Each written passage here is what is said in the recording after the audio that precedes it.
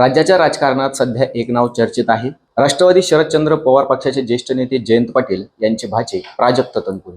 राष्ट्रवादीचे एक अत्यंत विश्वासू म्हणून त्यांचं आजही नाव चर्चेत आहे. मात्र या निवडणुकीत कुठेतरी त्यांनी माघार घेतल्यामुळे ते नाव आणखीन चर्चेच्या स्थानी आहे.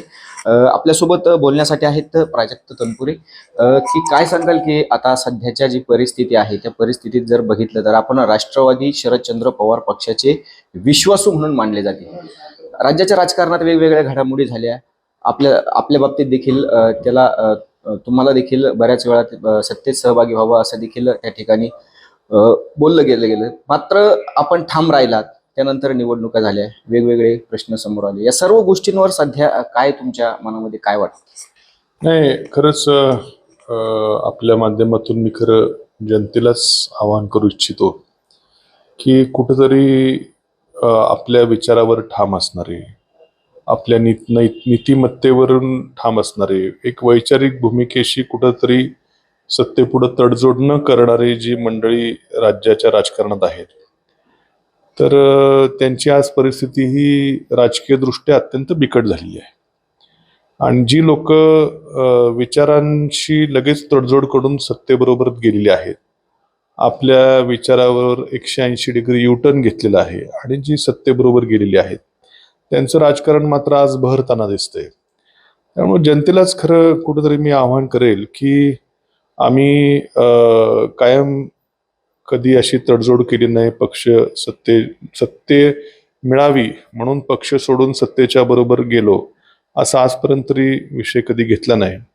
अगदी मी 19 साली निवडून आल्यावरती अजितदादांचं पहाटेचं बंड झालं, त्यावेळेस मी तातडीनं शरद पवार साहेबांचं तिथं चव्हाण सेंटरला गेलो आणि साहेबांना सांगितलं की तुमच्याबरोबर मी आहे. नंतर महाविकास आघाडीचं सरकारमध्ये मी राज्यमंत्री म्हणून आमचे 3 सहकारी होते आणि मी 4था राज्यमंत्री होतो. सरकार आमचं गेलं, महाविकास आघाडीचं एकनाथ शिंदे साहेब तिकडं गेल्यानंतर आम्ही विरोधी पक्षाची भूमिका अत्यंत जोमानं त्या ठिकाणी विरोधी पक्षाची भूमिका बदलली. नंतर पुन्हा 1 वर्षाने अजितदादांचं बंड झालं, त्यावेळेस आम्ही फक्त 12 जण शरद पवार साहेबांबरोबरती राहिलो. त्यावेळेस माझे जे 3 राज्यमंत्री सहकारी होते ते तिघही तिकडं सत्ता पक्षामध्ये गेले आणि आतापर्यंत तिघांनाही कॅबिनेट मंत्रीपद त्या ठिकाणी मिळालेलं आहे. आम्ही मात्र आमदार होतो. नंतरच्या निवडणुकीमध्ये देखील जेव्हा 24ची निवडणूक आली, त्यावेळेस मला पुन्हा ऑफर आल्या की आपण घड्याळ चिन्हाकडून लढवावं. समोरचे जे उमेदवार आहेत शिवाजीराव कर्डिले, ते आपल्यासमोर लढणार नाहीत आणि जसं आशुतोष काळेंचं झालं तशा पद्धतीने माझी निवडणूक झाली असती. मोठा राजकीय फायदा मला दिसत होता. पण त्याही वेळेस मी माझ्या विचारांवरती, निष्ठेवरती त्या ठिकाणी ठाम राहिलो. माझं मन फक्त मी ऐकलं, मी काय राजकीय खूपसा विचार केला नाही. माझं मन मला सांगायचं की आपल्या विचारांबरोबर तडजोड नको, आणि त्याही वेळेस मी एकनिष्ठता त्या ठिकाणी पक्षाबरोबर विचारांवरती दाखवली. पण एवढा सगळा त्याग करून देखील मी राज्यमंत्र्याचा आमदार झालो. आमदाराचा आता आमदारही नाहीये, परंतु जी लोक सत्तेबरोबर गेली ती मात्र मोठ्या पदावरती गेली. आणि म्हणून एक प्रश्न पडतो की जनतेलाच कदाचित शेवटी हा जनतेने दिलेला कौल आहे. शेवटी जनतेचा कौल हा मानावा लागतो. हा कौल जो आहे हा एकनिष्ठता, वैचारिक विचाराची जी हे आहे किंवा तत्व, नीतिमत्ता, एकनिष्ठता यापेक्षा अपॉर्च्युनिस्टिक जे काय राजकारण आहे की संधी मिळताच विचारांना बगल देऊन विचार बदलणे, अशा विचारांचं याला जनतेने देखील त्याला सपोर्ट केलेला आहे. या विचारांना म्हणजे आज ती लोक सगळी सत्तेत आहेत आणि जी विचाराबरोबर थांबली ती आज कुठेतरी त्यांचं राजकीय करिअर जवळपास संपुष्टात येताना दिसतंय. त्यामुळं इथून पुढं ही राज्याच्या राजकारणामध्ये जनतेनेच हे निर्णय दिलेले आहेत शेवटी. त्यामुळं भविष्यामध्ये आमच्यासारखे जे विचारांवरती ठाम राहिलेले लोक आहेत यांना देखील आता विचार करण्याची वेळ आलेली आहे. आपण म्हणलात की सत्ता आणि निष्ठा हे 2 वेगवेगळे विषय आहे. आपण निष्ठेसोबत थांबला, पण कुठेतरी खंत तुमच्या मनामध्ये आहे. जर भविष्यात आता 2 विषय आहे, सत्ता आणि निष्ठा, आपण निष्ठा निवडली, तर मग आता भविष्यात कधी कधी असा विचार येतोय की आपण देखील सत्तेत गेलं पाहिजे. नाही, काय झालं, अगदी एकनाथ शिंदे साहेब जेव्हा सोडून गेले त्यावेळेस राज्यात मोठा उद्रेक झाला. 50 खोके एकदम ओकेची घोषणा लोक त्यावेळेस गाजली. अजितदादा गेले त्याही वेळेस मोठा उद्रेक झाला. पण शेवटी हीच लोक पुन्हा सत्तेमध्ये आली आणि मागचे 2.5 वर्ष जेव्हा विरोधी पक्षाचा आमदार होतो त्याही वेळेस खूप संघर्ष करावा लागला. सत्ता समोरच्या विचारांची असल्यामुळे मी जरी आमदार होतो तरी देखील प्रचंड संघर्षातून जावं लागलं. आजही संघर्ष करावा लागतो. मी संघर्ष करायला काही घाबरत नाही.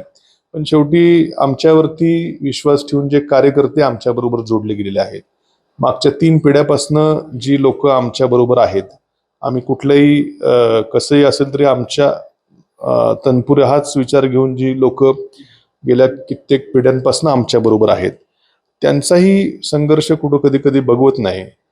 त्यांनाही बऱ्याचदा काही अन्याय त्यांच्यावरती होतो. त्यावेळेस सत्ता नसेल तर त्यांना संरक्षण देऊ शकत नाही. त्यांच्यावरती बरेचसे अन्याय त्या ठिकाणी होतात. राजकीय दबाव आणला जातो आणि मग शेवटी ही कार्यकर्त्यांची देखील जर गळचेपी होत असेल तर निश्चितपणे एक द्विधा मनस्थिती माणसाची 100% होते. असं वाटतंय की आता आपण देखील थोडी निष्ठा बाजूला होऊन सत्तेत सहभागी व्हावं?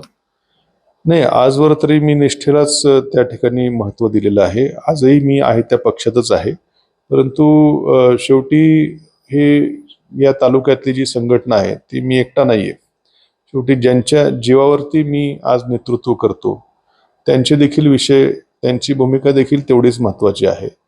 आणि बऱ्याचशा कार्यकर्त्यांचा आग्रह असतो की आता आपण देखील सत्तेबरोबर जायला पाहिजे. काही कार्यकर्ते आजही या विचाराचे आहेत की नसेल सत्ता तरी चालेल, आम्ही तुमच्याबरोबरच राहू, असे दोन्ही विचाराचे आहेत. परंतु शेवटी कार्यकर्त्यांवरती होणारा अन्याय सत्ता नसताना गेली 2004 पासून आम्ही जवळपास त्या ठिकाणी सत्ता नाहीये. विरोधी आमदार या ठिकाणी आहे. फक्त मधले 5 वर्ष मी होतो, त्यातले 2.5 वर्ष विरोधामध्ये होतो. आणि किती काळ कार्यकर्त्यांनी संघर्ष करायचा आपल्यासाठी.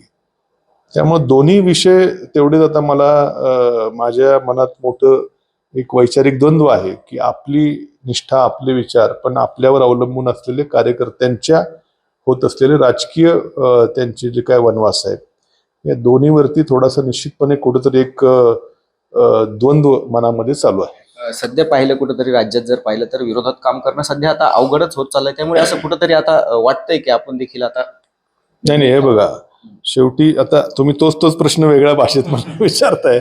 मी म्हटलं मी निष्ठेला प्राधान्य देणारा, विचाराला प्राधान्य देणारा माणूस आहे. मी सत्तेमध्ये असताना त्या विचारांना मानूनच भरपूर कामं केलेली आहे. शेतकऱ्यांची काय, विजेची, रस्त्याची, पाण्याची, भरपूर. शेवटी त्याच्यामध्ये जो आनंद होता की विकास कामं करण्यामध्ये शेतकऱ्यांच्या, ग्रामीण भागातल्या जनतेचं, मला तो मंत्रिपदापेक्षा ती कामं मी कुठेतरी करू शकलो, लोकांच्या चेहऱ्यावरती कुठेतरी हास्य बोलू शकलो, याचा मोठा आनंद होता. परंतु आज सत्तेत नसल्यावर मगाशी म्हटल्याप्रमाणे कार्यकर्त्यांच्या देखील काय अपेक्षा असतात. शेवटी तेच जर नसतील तर मी एकटा काय त्या ठिकाणी करू शकतो.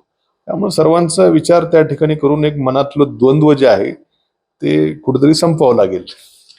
नक्कीच निष्ठा आणि सत्ता हे 2 विषय होते. त्यामुळे कुठेतरी खंत जी आहे ती आजही प्राजक्त तनपुरे यांच्या मनामध्ये आहे आणि येणाऱ्या काळामध्ये देखील द्विधा मनस्थिती देखील असल्याचं तनपुरेंनी सांगितलं. कॅमेरामन ऋषी राऊतसह गोविंद खुनगे, LS मराठी, राहुरी, अहिल्यानगर.